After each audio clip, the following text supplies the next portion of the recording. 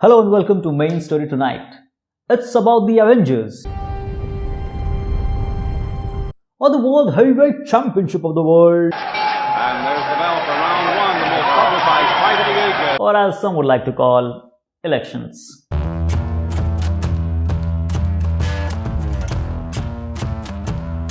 The oldest democracy and the largest democracy went to elections in November. While the two countries are a world apart, the two elections have shown that the countries are very much divided in ideology in their own way. While the United States was choosing between Captain America, yeah, look at him. Oh, sorry, not this one, the other one. While the United States was choosing between its own Captain America and their very own Orange Thanos, India was seeing a battle in Bihar between the reigning world heavyweight champion Nitish the Apollo Creed and the new kid on the block, Tejasvi the Rocky Balboa.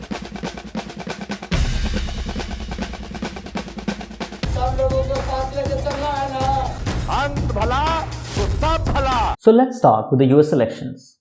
The United States elected its 46th president in Joseph R. Biden Jr. Donald Trump, the 45th president of the United States, who stated in this process, "I will never give up fighting for you and our nation," will be denied a second term. The story is very much like Avengers, but in a reverse way.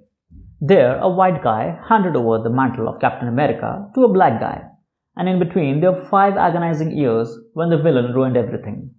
Here, Joseph R. Biden got the reins of America from the coolest black president, and in between there were 4 agonizing years when the soul of a nation was in trouble. Biden won, crossing the 270 electoral vote counts needed for majority. As of November 29, Biden was projected to win 306 out of the 540 electoral votes. Presidency in the United States is decided by electoral vote counts and not popular vote counts. But even if you go by that, Biden created history. Biden got the most votes received by a US presidential candidate, beating Obama's record of 2008. Biden got more than 80 million votes, and Obama had received around 69 million votes. But there's one more person who has got more votes than Obama, and that's the interesting part over here. That person is Donald Trump. He has received more than 73 million votes in this US presidential election of 2020. There's long been an assumption that minority groups would vote for the Democrats, but like many things in this election, those assumptions, those generalizations were wrong. The Pew Research Center has said that studies conducted by them over the years have shown a stark disagreement between Democrats and Republicans on matters of racial justice, economy, climate change, law enforcement, and the 2020 election have shown a deep-seated divide even more. A study conducted by them a month before the election showed that 8 in 10 registered voters believed that the difference between them and the other side was about core American values, and 9 in 10 registered voters in the same survey said that a win by either of the sides would lead to a lasting harm to the United States. A higher percentage of women voted for Donald Trump in this election compared to 2016. Trump also increased the proportion of Black Americans voting for him. Although a majority of Latinos did vote for Biden, an increased number went red. So Biden was not wrong when he said this in his president-elect speech. The Bible tells us, to everything there is a season, a time to build, a time to reap and a time to sow, and a time to heal. This is the time to heal in America. Obama, in his new book, A Promised Land, has pointed out the divisions in America run deep and the challenges are daunting. Just listen to this excerpt from the book. Our democracy seems to be teetering on the brink of crisis.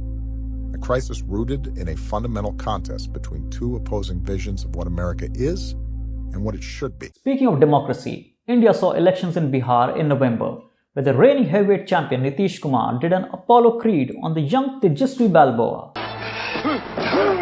NDA may have won the match, but Tejasvi took it down to the wire.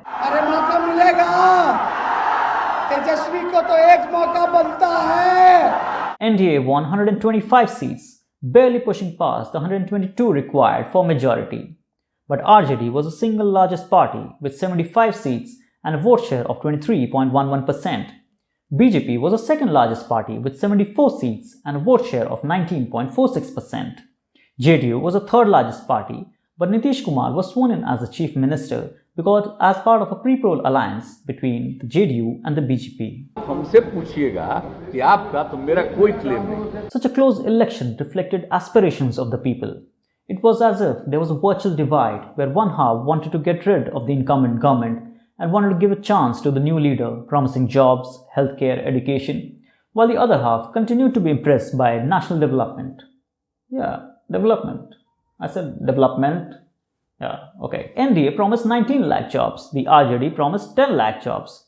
The BJP even promised free COVID vaccines for residents in Bihar. As of November 26, no COVID vaccine has yet been approved in India or the United States. भरोसा के साथ बिहार की जनता को हम आश्वासन दिलाना चाहते हैं कि वैक्सीन फ्री में आप सबको मिलेगी. Development was the agenda both sides were pitching for, but the dynamics of caste and religion continued to play a role in this election. According to a report by the New Indian Express, the RJD fielded fewer candidates from the Yadav community this time around than they did in 2015. And according to some analysts, the Yadav vote share was divided after the RJD fielded upper caste candidates, which harmed the party's chances. How close this election was can be seen by the victory margin of the votes. In 11 seats, the victory margin was less than 1,000 votes. In 40 seats, the victory margin was less than 3,500 votes. In the Hilsa constituency, the RJD guy lost to the JDU candidate by a mere 12 votes. It was as if a bunch of friends decided the outcome of the constituency. Dude, I think the 12 of us should just chill today. It's not like we're going to decide an election anyway. These elections have shown us a divide, and we don't know if or when will people start coming closer. Okay, not that close.